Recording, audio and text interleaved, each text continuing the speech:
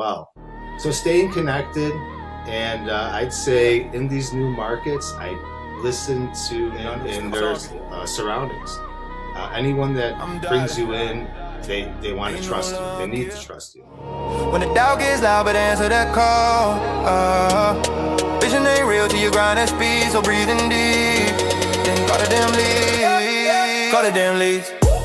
Hey, welcome back to Call the Damn Leads, the show by sales professionals for sales professionals. I'm your host, Drewbie Wilson. With more than 2 decades in sales, I've seen it, been through it, heard about it. Now I'm bringing those stories to you, my favorite people in the world, the sales community. Because let's be honest, this is the greatest job on earth. Doesn't matter where you come from, what background, what personality type, you can carve out an amazing life in sales. And today's guest, no stranger to the journey, a personal friend who I've had the pleasure of watching build and grow his business. He's Frank Miulli. Welcome to the show. Thanks. Glad to be here, Drew. It's always a pleasure. Absolutely, man. It's an honor getting to have you on the show. I know we've been, connected for a little while now. So I want to jump right in because I want to hear your crazy sales story. I've got a lot of stories. I've been on a lot of journeys, that's for sure. Setting up my business, traveling, putting myself in new places, not knowing anybody, doing all new things. I tried different, I wouldn't say tactics, but techniques, reaching out to people, and got a lot to share. And I'd be curious because you're in the private transportation business, and I would have to imagine there's some stories you can't tell us, but you've probably met some really interesting people along the way. I'd be curious, as someone who's always appreciated the opportunity to chat with interesting people. I mean, that's why I have a show. What were some of those really interesting conversations that you can share? Even if you can't name any names, was there anything that really impacted you in a way that helped you kind of build and grow your business? Absolutely. After driving so many people, some people in headlines, from them to your average person, I've learned not to place judgments on things you hear of, guys. There's people in headlines that you would think are a bad boy, it's kind of doing their thing, and they are the calmest, most chill people you'll ever meet, very respectful. I've drove people you would think would be very respectful to you as a person and your property, and it's a complete opposite. Definitely seen a lot of things, met a lot of different people. What's always worked for me is just serving my best. I always try to do my best for them, for my clients, try to accommodate any of their needs, and that's all we could really do. I will 100% vouch for the fact that you will accommodate needs, and I'll share a personal experience that you and I had. We were at our good friend Mike Shulkin's event back in 2024, and the opportunity to firewalk was presented, and you and I are looking at each other, and we're looking at our watches going, I don't know, man, we got to be at the airport in 37 minutes. What do you think? And you're going, don't worry, bro, I got you. And we both got to firewalk, threw our shoes on, hopped in the truck, got to the airport, still got out on time. And I will say, my man, he put the fire pedal to the metal. He got me to the airport. We got to go home, and we both got to have an amazing experience. So, first of all, thank you. But second of all, this is the vouch of the level of service that you will go to. You will put yourself on the line so that you can have an amazing experience with your clientele. And what I love about what you said in terms of not judging people, I think that's super important in sales, because a lot of times we're working with clients and we don't necessarily know their whole life story if we're just meeting them. And man, sometimes people with a lot of money dress very low key, and some people with no money dress very, very high key, right? You can't always tell what kind of individual they are. So you have to ask some questions and get to know them a little bit. And what I'd be curious for you, how did you put yourself in a position of trust with some of these high level individuals or referral partners to where they're willing to call you and say, hey, I've got this famous person or this really important VIP that needs a ride. Can you come and get them? How do you even get yourself into that position? It's strange how it all came together. I started servicing theaters in the Chicagoland area and a lot of promoters that I would service these guests for. they saw that I knew how to read a room. A lot of people coming in, especially to venues like that, they have a tight schedule. It's important, even though they're working, they respect the work, but they still like to be able to be themselves outside of it. So they see I could read a room. I do my best to accommodate, especially like show days. Things happen. People forget things at a hotel. A guest appearance comes in. You got to shoot to the FBO, pick them up, get them to the theater, get them out, back on the plane. So just being there, present, aware of what's going on, doing your best to just serve the clients in general. It got me in there, and yeah, it's worked out. And one of the things that you do, and we've talked a little bit about this, is, and you kind of mentioned it, you'll go into new markets where you don't know anybody at all, and you'll literally hit the streets and start reaching out, cold calling, networking, and trying to build relationships. And I know from speaking to hundreds of people per month, there is an absolute fear that exists in some people who would rather cut their hand off than go door to door and talk to strangers. So how do you get over that fear? Like, how do you go into a new market and just put yourself out there like that? It's become normal to me. Now I'm in Avon, Colorado. I've been out here for a year now. 3 years ago, when we were at Ignite, I was in Florida. A year before that, I was in Chicago. So just getting into these places, showing up, just always showing up. 2 to 3 years ago, when I was in Florida, I cold called a company, an auto company, to get orders. I decided to drive down to Florida, hit the market, and I stayed connected with this individual who is now my webmaster on all my sites. He was a dispatcher and webmaster for a company out in South Florida. And 2 years later, while I'm here in Colorado, he takes care of my web stuff and phone service as well. So staying connected, and I'd say in these new markets, I listen to none of what I hear and believe half of what I see. Being here in Colorado, when I got here, so many people would say, do not talk to this company. Don't work with this certain individual. And those certain individuals are the ones that actually helped me the most thus far when it comes to covering orders, needing assistance. So I'd say showing up is most important. Showing up, listening to your client's needs, what would support them, what would lift them up, and just making judgment for yourself, not based on what others say. Treating everyone the same and showing up has been very important. Yeah, and when you're in a service industry like you are, I mean, you can make or break a relationship really quickly.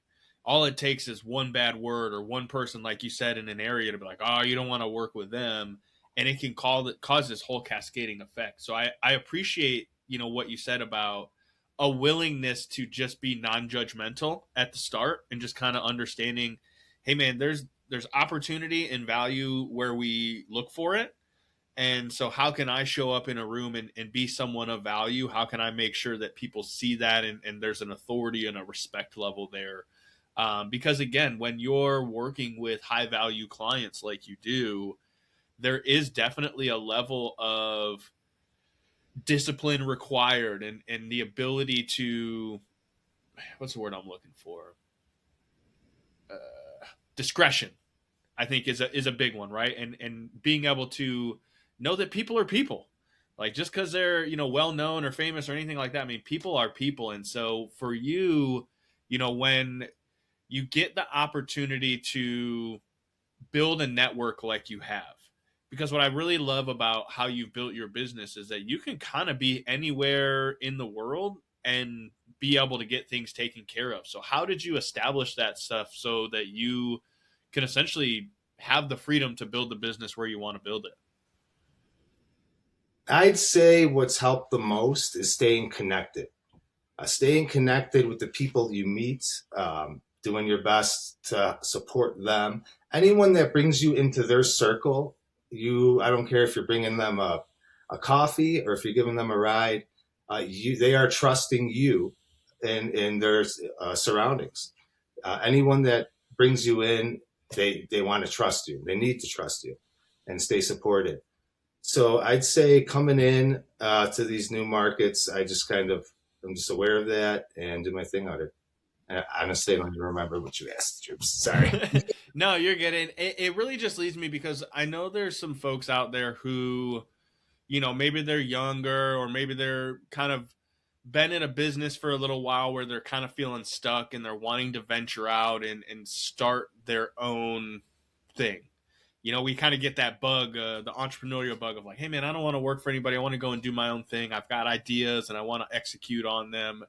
When you started this business, what were some of the first things that you did and maybe like a big mistake that you made early on?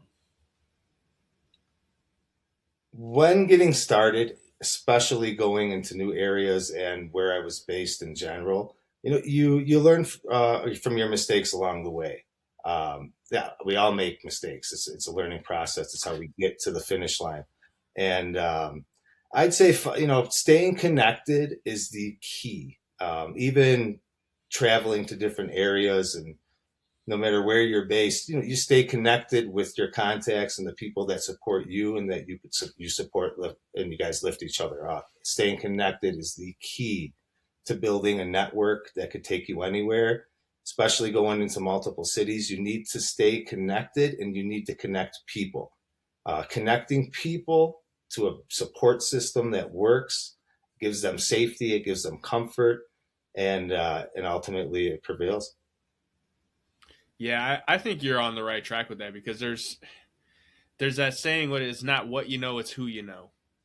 And there's so much to that in terms of sometimes you got to know the guy. And one of the things I appreciate about you is the ability to reach out to you and be like, hey, I'm trying to do this thing, or I'm looking for this person, and almost inevitably you can pull up your Rolodex of people and be like, hold on, I got you, big dog. Boop boop boop boop boop. Let me make an introduction. And there's so much value to that, which I think, again, kind of looking at how you're in the service industry, I want the listeners to understand that you don't have to always be the one who's providing the specific service, but you have to be the plug that people can reach out to and just know, hey, man, whatever I need, whenever I need it, I can call Frank, and Frank's got a guy. And like that's the cool part about building a service business is that it goes so much more beyond just the main service that you offer, because you can start vertically integrating with some of these other places, right? So for you, you might be connected to different hotels or different venues that now you're also cross promoting as a part of what you do in your business. So there's value on their part building that relationship because of the additional exposure. And I'd be interested to learn, kind of what your strategy is around. I think some people are intimidated to walk in and try to connect with some of these bigger venues in their area or some of the bigger players. And, what has been one or two of your strategies to like get in the room with these people? For me, I usually go in. I don't even call. Like my process, I go in for a formal introduction and I do more listening. I see what their needs are, what I could help them with, connecting, even if that's doing something outside of my service and connecting them with someone else. It goes a long way. And from there, you meet new people. I would go into these hotels and talk to the front desk manager, and next thing you know, you're sitting down with the board of like Vail Resorts. So it's staying connected, doing your best to listen to whether it's a client, just walking in and talking to someone that works at the desk for a formal introduction, just listening to what their needs are and doing your best to build around it gets you a lot of introductions. Anything that service you could provide, even if it's just a reference, it goes a long way. And you meet new people. They pass you off to the branch manager. Next thing you know, and you're talking to the top guys there.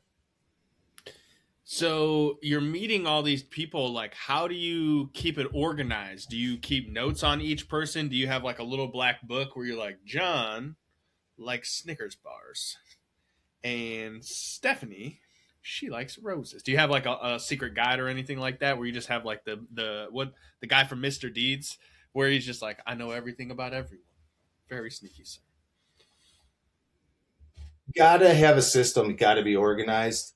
For all of our VIPs that come in, I have notes in my system on where our last conversation left off, what type of music they like, how they like their coffee, stops they like to make to and from, pending which state they're in. So staying organized, and have to have a system that works. Have to have an easy system that helps you provide the best service you can. Did you ever have a situation where you didn't have that, and it like there was a big lesson there where you're just like, oh shit, this is why I need these things?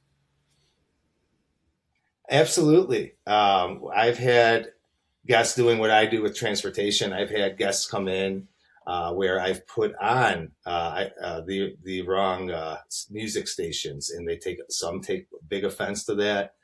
And there's guests that want it quiet. They want white glove service. They want it quiet. They don't want a word spoken.